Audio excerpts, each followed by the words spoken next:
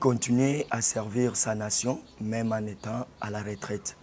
Mesdames et messieurs, il sera question au cours de cette émission d'analyser la problématique de l'entrepreneuriat et nous allons aussi jeter un coup d'œil sur les différents projets que détiennent plusieurs d'entre nous, c'est-à-dire plusieurs compatriotes congolais. Alors, pour mieux analyser cette problématique, nous avons fait appel à un monsieur que vous allez découvrir tout à l'heure. Il s'agit là de monsieur Bruno Bawe Kansé. Vous allez le découvrir tout à l'heure, mais comprenez aussi que sur ce plateau, je ne suis pas seul, je suis accompagné de mes confrères. Il y a à ma gauche monsieur Charles Ntimba. Il est de Numérica Télévision et présentateur de l'émission Ntello. Et à ma droite, j'ai avec moi ici madame Elali Madunga.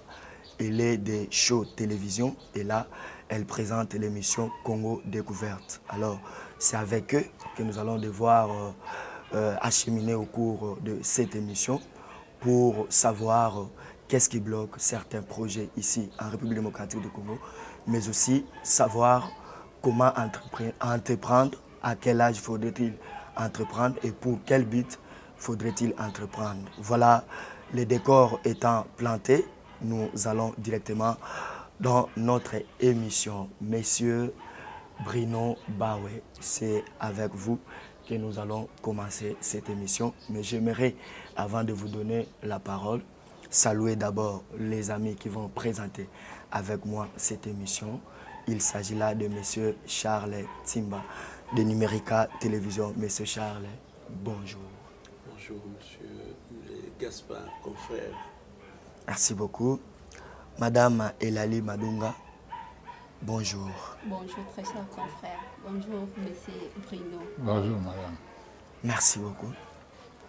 Monsieur Bruno Bawe, vous êtes ingénieur civil, en mécanique bien sûr. Vous êtes un retraité de la Société nationale des hydrocarbures. Vous êtes chercheur et aujourd'hui vous êtes coordonnateur ou si vous voulez, initiateur du bureau d'assistance et de contrôle technique. Est-ce que ces éléments suffisent en termes de votre présentation? Je crois que ça suffit amplement. Merci beaucoup. Vous êtes initiateur aujourd'hui d'un bureau conseil, si nous pouvons le dire ainsi. D'abord, d'où vous est venue cette idée-là de créer un bureau conseil pour assister en termes de contrôle technique ceux qui y ont des projets par exemple? Bon, je dirais que cette idée m'est venue d'un constat simple que j'ai fait. Je me suis rendu compte que la plupart de nos concitoyens n'ont pas l'habitude, quand ils entreprennent un projet, n'ont pas l'habitude de consulter des spécialistes dans le domaine. J'entends par là, par exemple, quelqu'un qui veut construire une maison, au lieu de s'adresser à un architecte qui lui fera un plan et de s'adresser à des ingénieurs en bâtiment qui vont lui faire la construction, il préfère prendre les devants et lui-même devient entrepreneur et il construit lui-même. Et avec les conséquences qu'on voit par-ci, par-là, des immeubles qui s'écroulent ou des immeubles qui sont sans toilettes, des immeubles qui sont sans fosse septique. Alors je me suis dit non, il faut qu'on arrête, il faut que les gens apprennent à consulter les spécialistes dans les domaines, notamment les domaines techniques. Monsieur Bruno Bawe, vous venez de dire tout à l'heure que c'est un constat que vous avez fait, que plusieurs personnes ont échoué dans leur projet. Alors, le motif, c'est qu'au préalable, ils n'ont pas eu à consulter des experts ou des spécialistes en cette matière-là. Et c'est pourquoi vous vous êtes dit que vous devez créer un bureau d'études pour aider ces compatriotes-là. C'est là, je pense, tout ce que vous venez de dire. Oui, effectivement, c'est ce que j'ai dit. Voilà, monsieur Charles Ntimba, je pense que vous avez une question déjà à l'entame de notre émission.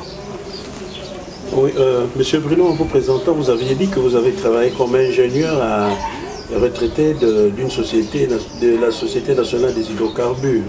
Et donc là, vous étiez bien un retraité, vous pouviez vous reposer, mais non, et vous n'êtes pas reposé. Pourquoi seulement avoir choisi ce moment? Bon, retraité. Le moment, je crois, a été bien choisi dans le sens que j'étais libre de tout engagement par rapport vis-à-vis de mon employeur, et que en ce moment-là, je pouvais me lancer dans n'importe quelle activité. Mais pour répondre à la question fondamentale sous-entendue, c'est qu'il n'y a pas d'âge pour entreprendre, il n'y a pas d'âge. Il y a même quelqu'un qui a dit qu'on est jeune de 7 à 77 ans et que on devait pouvoir à tout âge, pour ainsi dire, entreprendre quelque chose de nouveau et se lancer dans la vie. Mais quand vous avez fait ces constats-là, qu'est-ce qui vous a poussé vous-même à entreprendre ou à initier un tel bureau? Bon, je dirais que effectivement le constat était amer, mais il ne fallait pas rester les bras croisés et constater. Pour pallier à la situation, j'ai dit non, il faut que je crée un bureau d'études auquel j'associerai mes anciens collègues de l'école pour pouvoir aider cette population à se développer. Le développement ne devient durable que si les actions qu'on entreprend pour satisfaire les besoins de la population actuelle ne détruisent pas ou ne vont pas à l'encontre de la satisfaction des biens des générations futures. Ce n'est qu'en ce moment-là que vous pourrez parler d'un développement durable. Autrement, bon, ça sera comme, disons, une épée qu'on a jetée dans l'eau, c'est tout. Il n'y aura rien de neuf après. Donc c'est pour dire que vous-même aussi, vous êtes déjà entrepreneur. Oui, mais dans le sens profond du terme, effectivement, je suis entrepreneur. Ce que les Anglais ou les Anglo-Saxons appellent businessman, donc c'est un peu ça, quoi. Merci beaucoup. Madame Elali, vous avez justement des questions à poser. Merci beaucoup, Monsieur Bruno Bawé. Est-ce que l'entrepreneuriat que vous nous proposez aujourd'hui peut-il diminuer le taux de chômage en RDC? Bon, la plupart des gens, quand ils font référence à la société américaine, notamment les Américains des États-Unis, on se rend compte que le niveau de vie des États-Unis est très développé. Mais c'est surtout parce qu'il y a une grande masse de moyennes entreprises. C'est au niveau des moyennes entreprises que on peut développer un pays. C'est comme ça que je dis non, et effectivement, je vais me lancer dans cet entrepreneuriat pour effectivement diminuer le chômage. Si tu prends le cas de mon bureau, déjà moi-même, on ne peut pas je suis retraité, mais on ne peut pas considérer comme retraité chômeur. Donc un retraité qui est quand même occupé. Et je vais avec moi entraîner beaucoup d'autres ingénieurs qui vont travailler avec moi et qui vont créer de l'emploi, donc à partir de là. Merci beaucoup. Vous êtes retraité. Alors, quelle lecture faites-vous au regard des entrepreneurs congolais? Bon, d'abord, il est une chose que faut faire les distinguos. On peut avoir des moyens, mais ne pas être comment je dirais, préparé à faire la gestion d'une entreprise. Hein?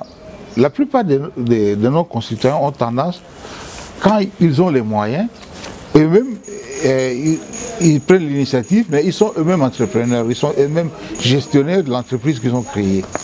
Or, on peut avoir disposé des moyens, mais ne pas être outillé pour gérer. En ce moment-là, on sert de la gestion à une tierce personne, un mandataire, comme on dit en termes généraux.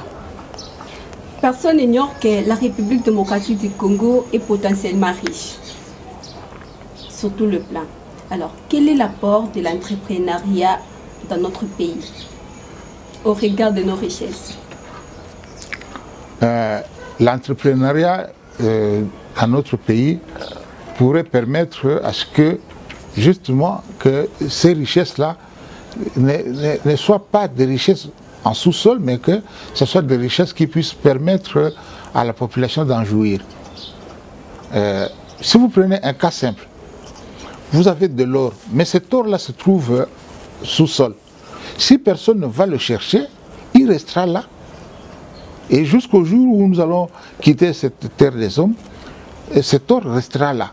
Et alors, en quoi est-ce que vous pourrez dire que vous, Congolais, qui avez vécu dans ce pays-là, vous avez vécu dans un pays riche en or, du moment que l'or est resté en sous-sol? Alors, dans l'entrepreneuriat, il faut le prendre dans le sens le plus large possible du terme. Il ne faut pas le prendre dans un sens strict, mais vraiment très large. Et vous vous rendrez compte qu'effectivement, il faut un grand entrepreneuriat pour que le pays puisse bénéficier de ces richesses. Alors venons-en même dans ces bureaux-là. Il sera question de quoi dans votre bureau? Qu'est-ce que vous allez faire? Quel est le service que vous allez rendre à la population? Quel est le service que vous allez rendre à la société par rapport à votre bureau? S'il faudrait que vous nous parliez un peu de votre bureau.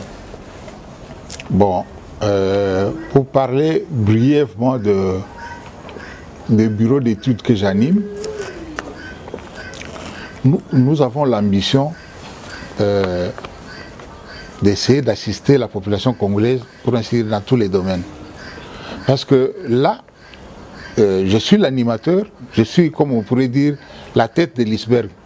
Mais derrière moi, j'ai beaucoup d'ingénieurs de formation comme moi-même. J'ai beaucoup d'amis avocats et donc juristes, beaucoup d'amis agronomes, beaucoup d'amis architectes qui peuvent effectivement rendre service à la population congolaise. Parce que, tel que vous avez vu nos bureaux, c'est pour ainsi dire une antenne. Donc quand nous avons un dossier dans un domaine donné, nous cherchons les spécialistes de ce domaine-là, nous lui confions le dossier et même à partir de chez lui, il fait l'étude et quand il a fini, il nous envoie ça par mail ou il vient nous voir physiquement et nous en discutons. Nous discutons avec le client potentiel et alors nous donnons les conseils qui sont appropriés dans ce cas-là. Qui allez-vous conseiller dans ces bureaux-là? Qui? Bon, je dirais tous ceux qui voudraient bien venir nous voir. Tous ceux qui ont peut-être été informés qu'il existe maintenant un bureau d'études qui est disposé à accompagner les Congolais dans diverses activités qu'ils pourraient entreprendre. Monsieur Bruno, vous avez parlé que vous étiez la face visible de l'iceberg et que les gens avec qui vous travaillez étaient la face cachée. Et je voudrais que vous reveniez un peu sur les secteurs, n'est-ce pas, dans lesquels vous allez évoluer et situer un peu votre bureau géographiquement, parce que le bureau n'ira pas le chercher en l'air. Il y a un lieu pour ce bureau. Et si vous pouvez parler brièvement des différents secteurs qui font partie de votre bureau et du lieu où on peut trouver votre bureau.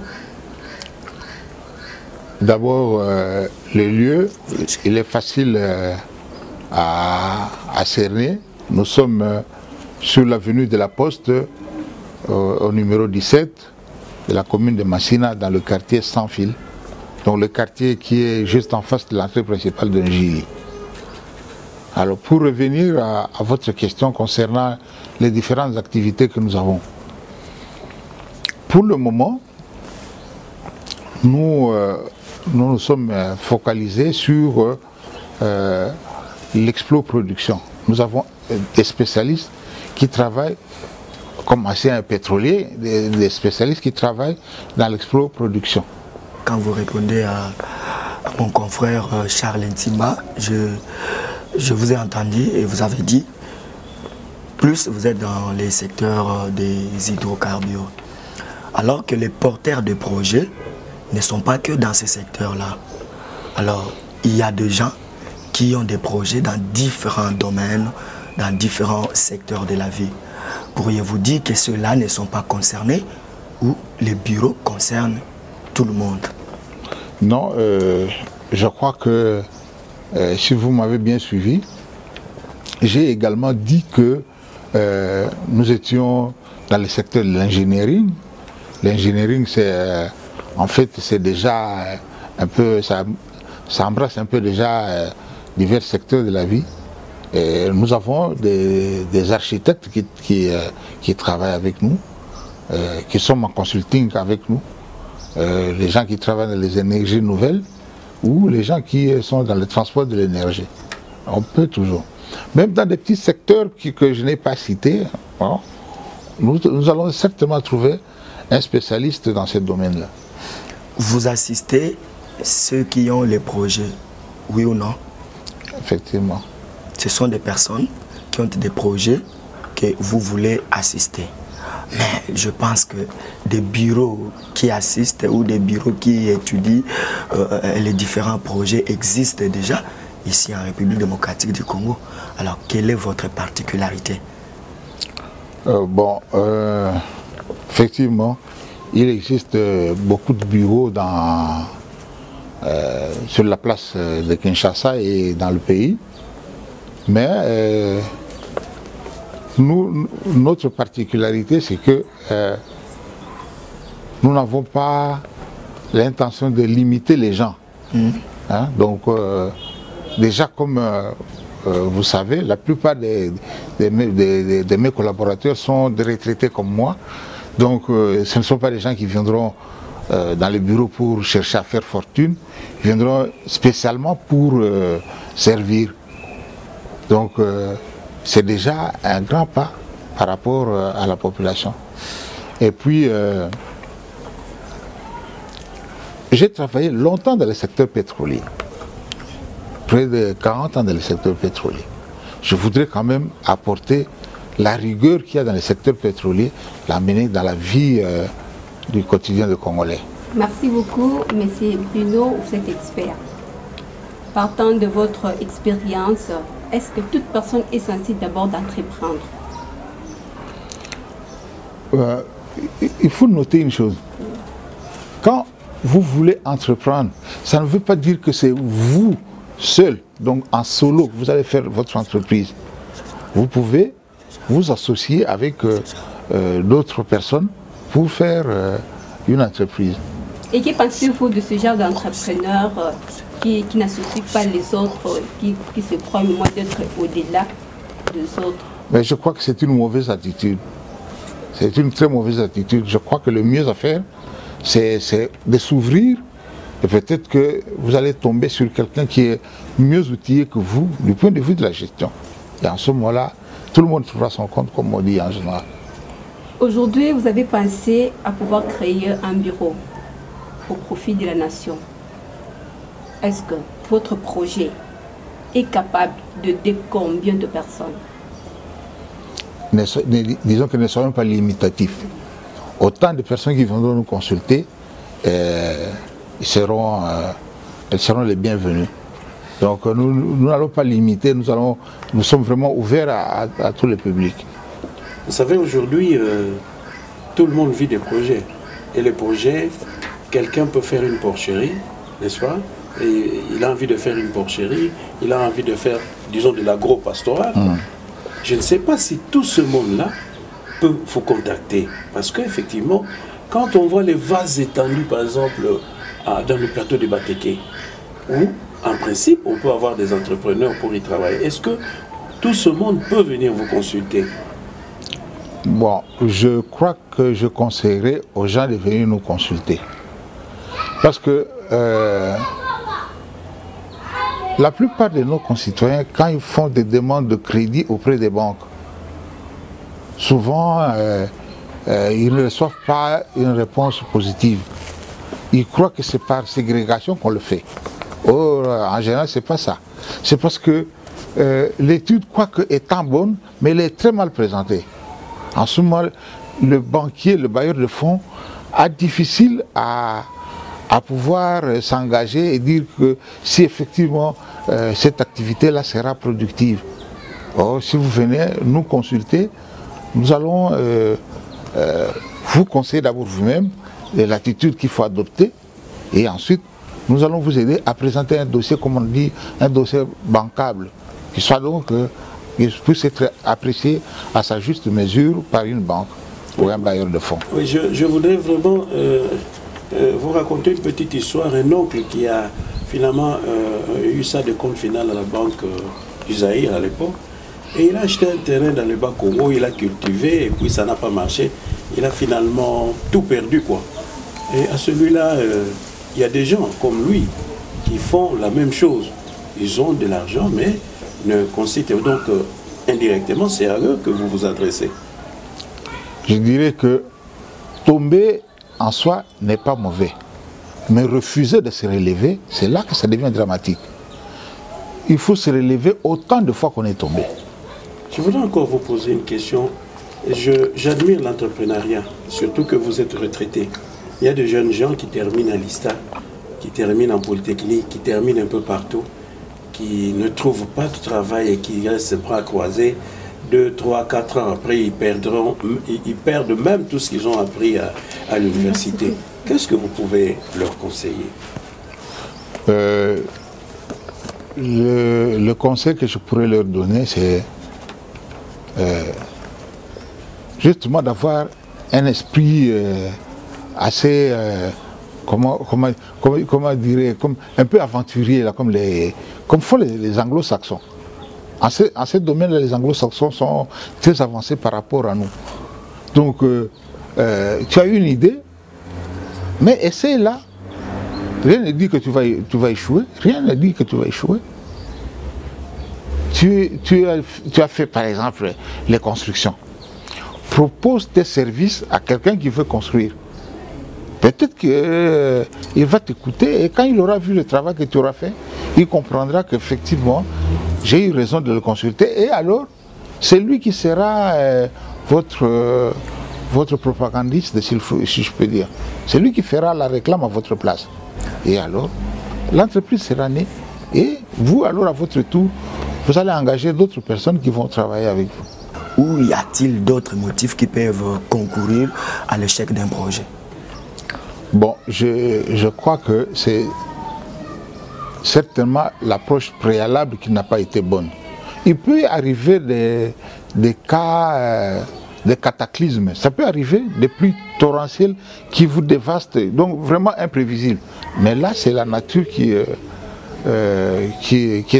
intervenue, donc ce n'est pas de votre fait.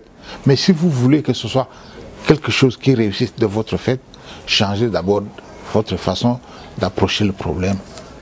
Consultez les spécialistes et alors en ce moment-là... Est-ce que c'est important même de consulter toujours un spécialiste ou un bureau d'études avant de mettre sur place votre projet? Est-ce que c'est important, monsieur Bruno Baoué?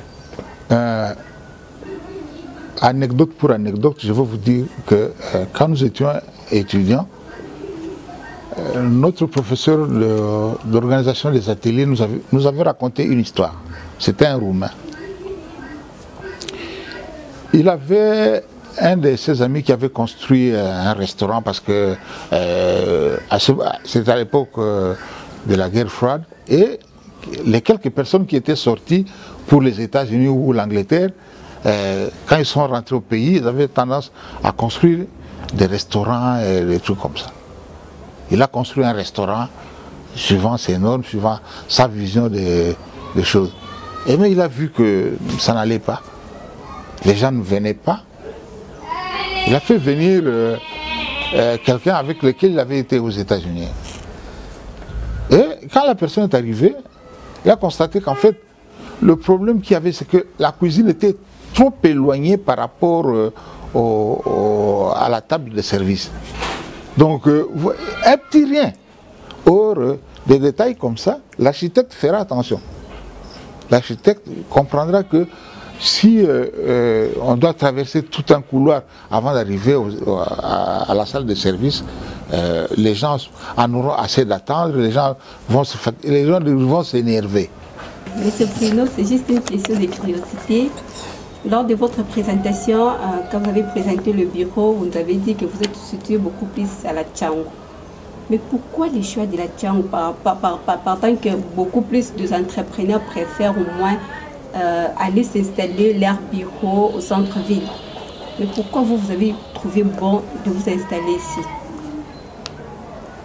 À un moment donné, je crois que j'avais dit que notre bureau était ouvert à tout public, à tout celui qui veut investir. Je voudrais enlever le prétexte que les gens trouvent à dire que le bureau est trop éloigné de là où il habite.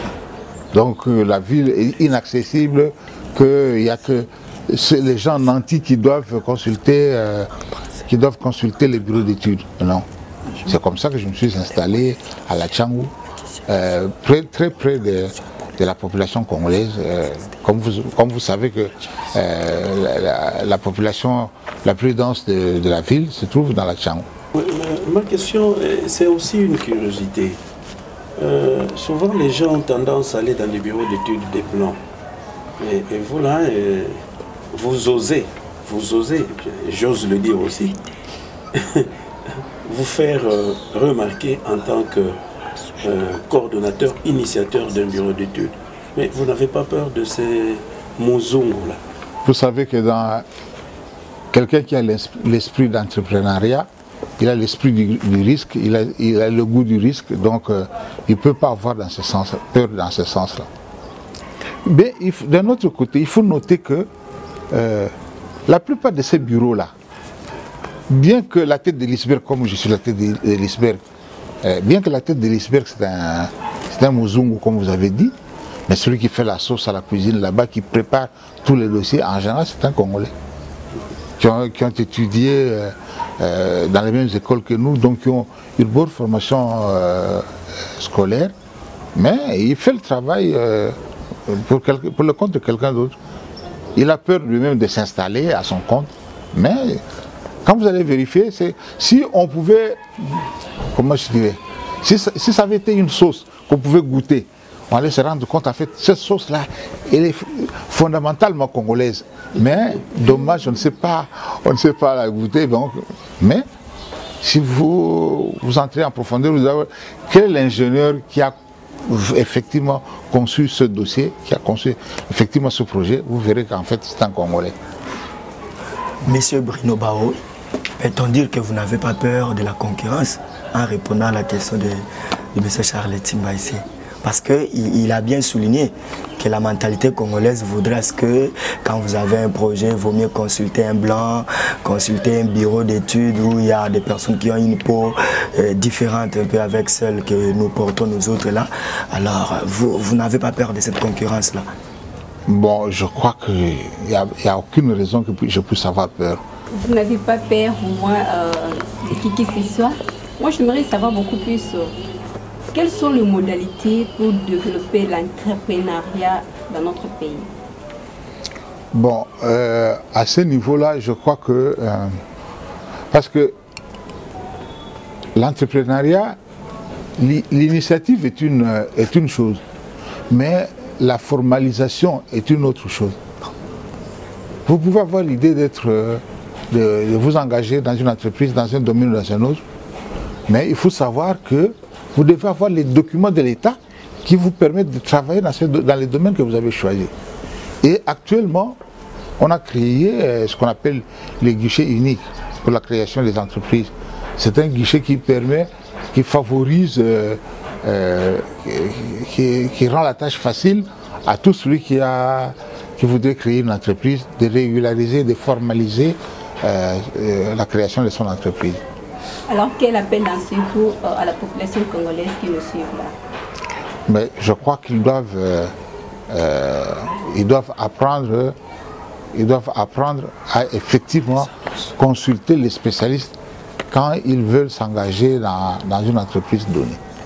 À ce moment-là, au moins, s'ils échouent, au moins qu'on ne dise pas que c'est parce qu'ils ont fait un mauvais choix, par exemple, du terrain, qu'ils ont fait un mauvais choix de la qualité du bétail, hein, prend les cas du bétail. Donc, mais parce que les spécialistes vous diront telle race convient à telle contrée du pays, mais telle autre ne convient pas, et ainsi de suite. En ce moment, pardon, quand vous ferez votre choix, vous le ferez en connaissance de cause. Monsieur Bruno Baoué, nous sommes presque arrivés à la fin de notre entretien. Alors j'aimerais que vous donniez un message d'espoir à ceux peut-être là qui ont échoué quelque part, à ceux qui ont des moyens financiers mais qui ne savent pas dans quel secteur faudrait-il se lancer, et même à tous ceux qui ont des projets mais qui veulent faire quelque chose par rapport au développement de notre société. Quel est le message que vous pouvez les adresser? Je dirais en un mot que notre pays est vaste et je ne dirais pas sous-exploité, même pas encore exploité. Le pays n'est même pas encore exploité. Donc il y a de la place pour tout entrepreneur dans ce pays pour évoluer et prospérer. Merci beaucoup, Monsieur Bruno Baoué. C'est par ces messages que nous mettons fin à cette émission. C'est par votre parole d'honneur que nous mettons fin à cette émission. Nous vous remercions d'avoir répondu à notre invitation et surtout de nous accueillir ici chez vous, là où vous avez initié un très beau cadre pour abriter les bureaux d'études. En tout cas, nous vous remercions pour ça et nous promettons que ce n'est pas la dernière fois que vous allez vous entretenir avec nous. C'est moi qui vous remercie, au contraire. Merci. Merci beaucoup. Monsieur Charles, confrère, merci d'être avec nous. Merci d'avoir été avec nous dans cette émission. Merci beaucoup, confrère. Madame Elali Madunga, merci d'avoir été avec nous dans cette émission. Je vous en prie bien. Alors, vous tous qui avez suivi cette émission, il était question de parler de l'entrepreneuriat et d'étudier un peu l'échec de certains projets ici en République démocratique du Congo. Et nous sommes rassurés que le message que vous venez de suivre vous a donné encore de l'espoir. Parce qu'il est important d'écouter ceux qui ont l'expérience dans un certain domaine. Alors, nous vous fixons un rendez-vous à un autre numéro. Sinon, vous allez suivre cette émission dans nos différentes chaînes par rapport aux journalistes qui sont ici sur ces plateaux. Merci à Rigen Luzeto et à Redia Mayalou qui étaient derrière les caméras et à tous nos différents monteurs et réalisateurs de cette émission. Merci d'avoir été les nôtres.